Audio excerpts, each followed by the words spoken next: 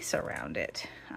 This is a friction pen, which will mostly erase with heat. So when I'm pressing the seams, this will go away.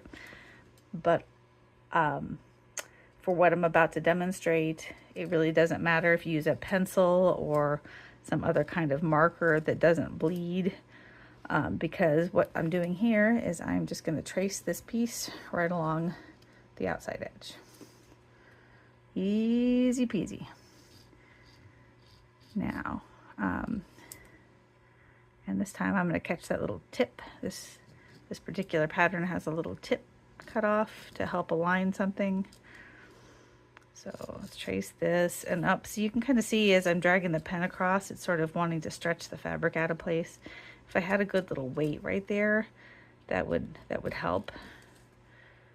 So we're gonna, this is not probably the most highly precise method that there is, but hopefully you can see that where I've just traced it with the pen. Now I could either use a rotary cutter and just freehand it again, or I can get my fabric scissors and I can cut.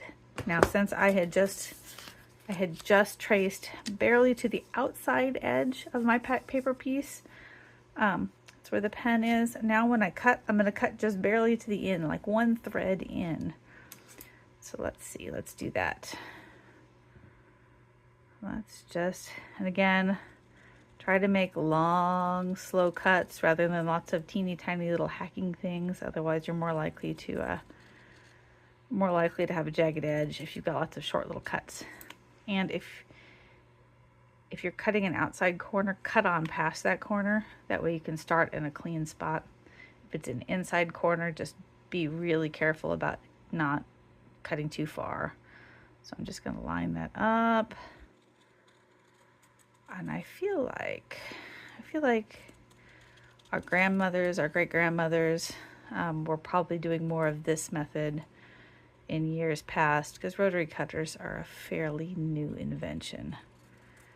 I will tell you that this is not probably as crazy precise